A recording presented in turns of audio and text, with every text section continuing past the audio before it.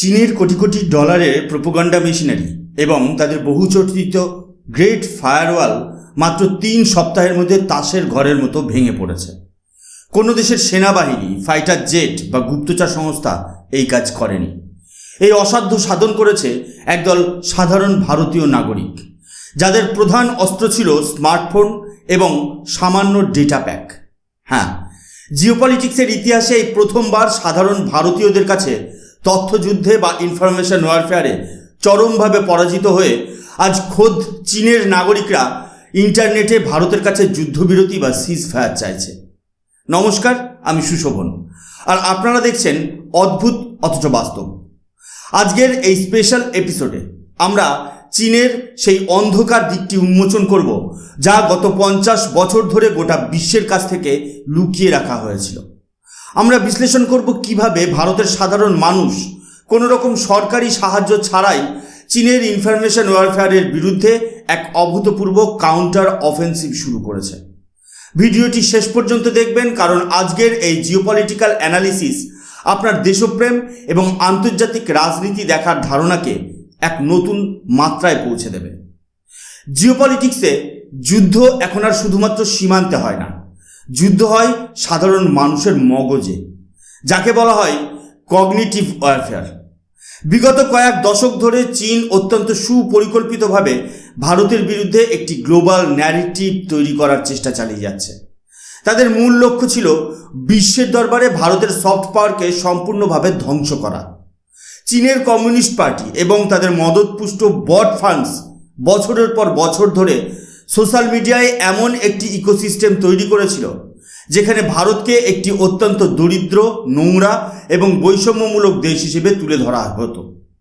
আপনারা নিশ্চয়ই লক্ষ্য করেছেন, সোশ্যাল মিডিয়ায় প্রায়ই কিছু ভিডিও ভাইরাল হয় যেখানে দেখানো হয় ভারতের ট্রেনের ছাদে মানুষ ঝুলছে, বা রাস্তার ধারে খাবার অত্যন্ত অস্বাস্থ্যকর পরিবেশে তৈরি হচ্ছে। এই ভিডিওগুলোর বেশিরভাগই আসলে ভারতের নয়, বরং প্রতিবেশী কিছু দেশের। কিন্তু চীনের এই বট ফান্ডস অত্যন্ত সুকৌশলে সেগুলোকে ভারতের নামে চালিয়ে দিত।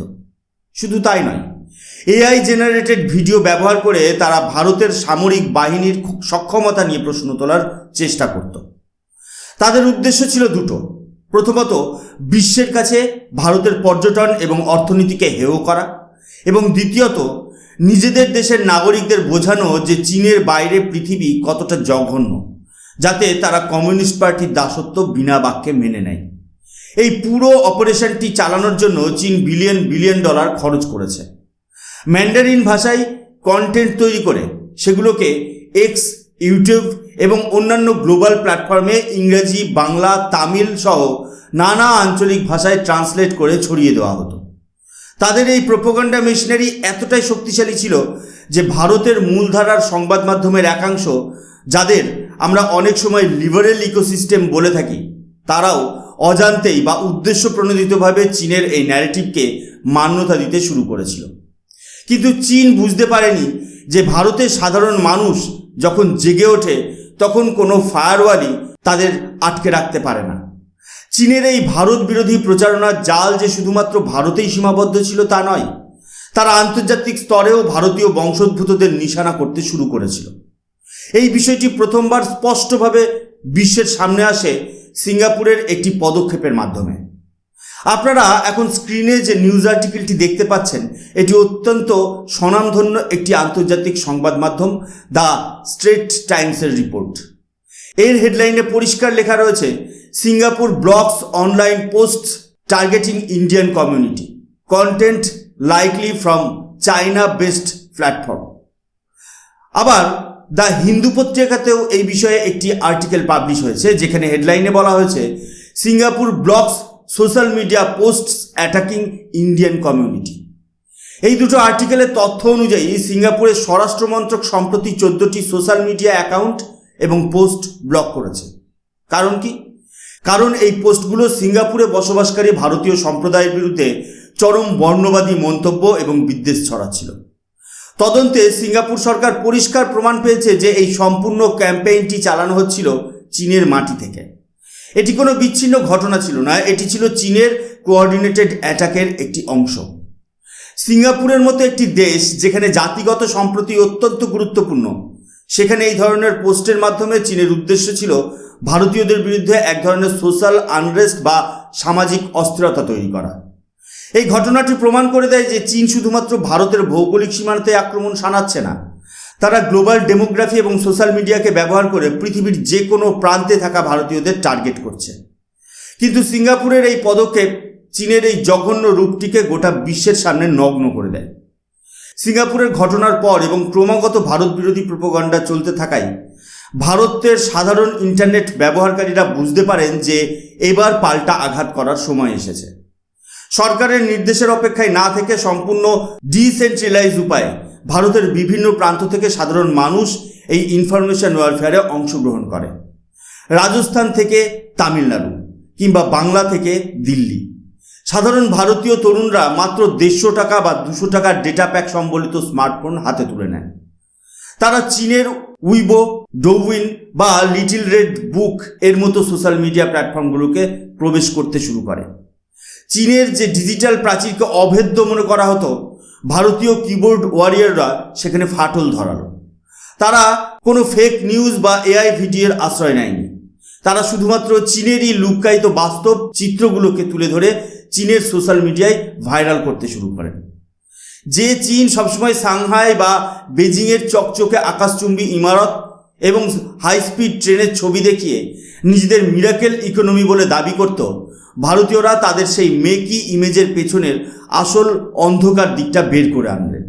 তারা চীনের দূষিত নদী, ঘিঞ্জি বস্তি এবং চরম দারিদ্র্যের আসল ভিডিওগুলো প্রকাশ করতে শুরু করলেন। চীনের সাধারণ মানুষ যারা ছোটবেলা থেকে শুধু সরকারের ফিল্টার করা ভালো দিকগুলোই দেখে অভ্যস্ত, তারা নিজেদের দেশের এই জঘন্য অবস্থা থেকে শিউরে উঠলেন। চীনের অফেন্সিভ ন্যারেটিভ মুহূর্তের মধ্যে ডিফেন্সিভ হয়ে গেল। ভারতের বিরুদ্ধে চীনের অন্যতম প্রধান হাতিয়ার ছিল ভারতের জাতপাত এবং কাস্ট সিস্টেম নিয়ে সমালোচনা করা। তারা ভারতকে একটি অমানবিক এবং বৈষম্যমূলক দেশ হিসেবে প্রজেক্ট করতে চাইত। কিন্তু ভারতীয়রা যখন চীনের অভ্যন্তরীণ বৈষম্যের আসল রূপটি সামনে আনলেন, তখন পুরো বিশ্ব চমকে গেল। স্ক্রিনে এবার যে আর্টিকেলটি দেখছেন সেটি সায়েন্স ডাইরেক্টের একটি আর্টিকেল। এর হেডলাইনে লেখা রয়েছে, social identity and inequality, the impact of চায়নাজ হুকো system.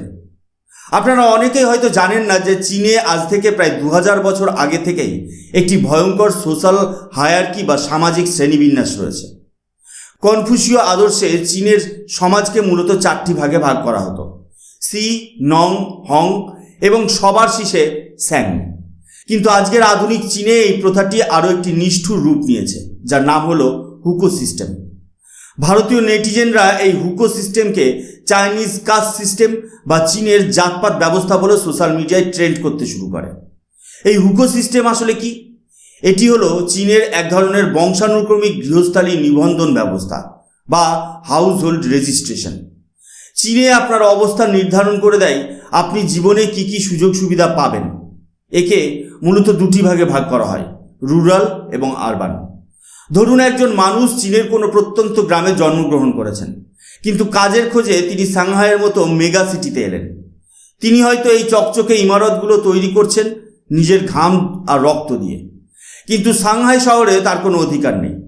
তিনি তার পরিবারকে সেখানে আনতে পারবেন না। তার সন্তান সাংহাইয়ের কোনো সরকারি স্কুলে ভর্তি হতে পারবে না, সরকারি হাসপাতালে বিনামূল্যে চিকিৎসা পাবে না, এমনকি পাবলিক হাউজিংয়ের সুবিধাও পাবে না। তাকে ফিরে যেতে হবে সেই গ্রামেই। তার সন্তানও বড় হয়ে ঠিক সেই জায়গাতেই আটকে থাকবে যেখান থেকে তার বাবা শুরু করেছিল। অর্থাৎ চীনের এই তথাকথিত সাম্যবাদী সমাজে চরম অসাম্য বিরাজমান। এই হুকো সিস্টেমের মাধ্যমে চীন সরকার দেশের বেশিরভাগ সাধারণ মানুষকে প্রথম সারির শহরগুলো থেকে দূরে সরিয়ে রেখেছে, যাতে শহরগুলোর চাকচিক্য শুধুমাত্র কিছু এলিট শ্রেণীর জন্য সংরক্ষিত থাকে। ভারতীয়রা যখন এই বাস্তব চিত্র, এই বৈষম্যের প্রমাণ আন্তর্জাতিক মঞ্চে তুলে ধরলেন, তখন চীনের $1 বিলিয়ন ন্যারেটিভ সম্পূর্ণ ধূলিসাৎ হয়ে গেল।